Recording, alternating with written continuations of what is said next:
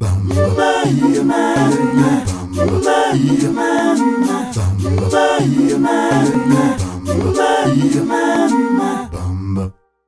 happening is that the common conversation that I'm having with clients, a lot of it revolves around the fact that their budgets are being cut, and at the same time their objectives are actually remaining the same. So they're expected to do the same as they did last year with less budget. And with this dynamic that's going on, right at the end of the stream, you find these consumers who have limited attention or limited ability to actually even pay attention to your adverts. And actually around 60% of our consumers are saying, actually, I'm going to skip through your adverts. So that's the dynamic that marketers are faced with to this day, which is creating this conundrum. And that's why Millward Brown created these 5 principles to helping you create a lasting impression despite the minimizing budgets that you've got. So the first principle that we've got is about making a meaningful impression. And meaningful suggests emotion. It suggests purpose-led, emotive impressions.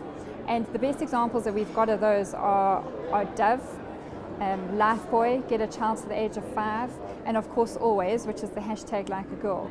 Excellent examples of brands that are leading with purpose and doing extremely well.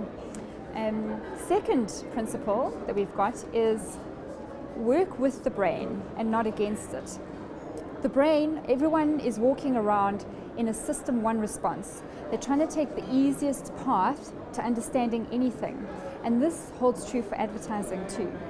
So we have to have simple, clear, linear, literal stories for our consumers, particularly in South Africa. The third would be around making sure that you've got a story to tell, because books are still being sold and movies are still being watched because consumers are looking for a story, something to be told in the way of a story. And I think sometimes a story is debatable. So a story is something that provides a start, a middle, and a resolve for the consumer. The fourth principle is around don't forget about your brand. Sometimes we don't serve our brand particularly well with these beautiful creative executions. And branding is the single biggest predictor to in-market sales. Branding is critical, and when you're thinking about digital, make sure that we are branding upfront and early because we've got 5 seconds to capture their attention. And then the last impression that we've got is about getting the channel right. So long since do we need to know about making sure we've got the right content to the right person on the right platform at the right time, which is a whole lot of things to get right. When it comes to channel, it's about making sure we understand the actual impression that channel's going to leave. So the difference between you flicking through your Facebook feed and going through YouTube is that you're in a different mindset.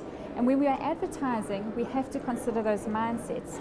That's the thing on channel. And Gen Zs are actually less receptive to advertising on mobile, despite the fact that they are continuously on mobile. So we've got to be thinking about all these dynamics. And if we add one extra medium to TV, it's very likely that we will get close to a 20 or a 30% return on that investment.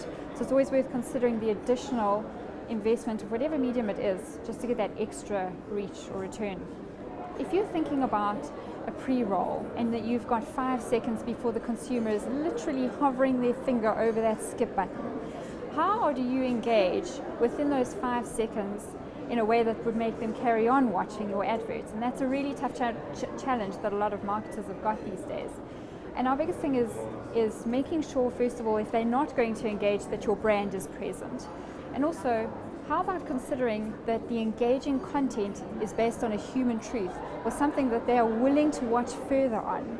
And that would probably be a good recipe to making them continue to watch through the 5 seconds.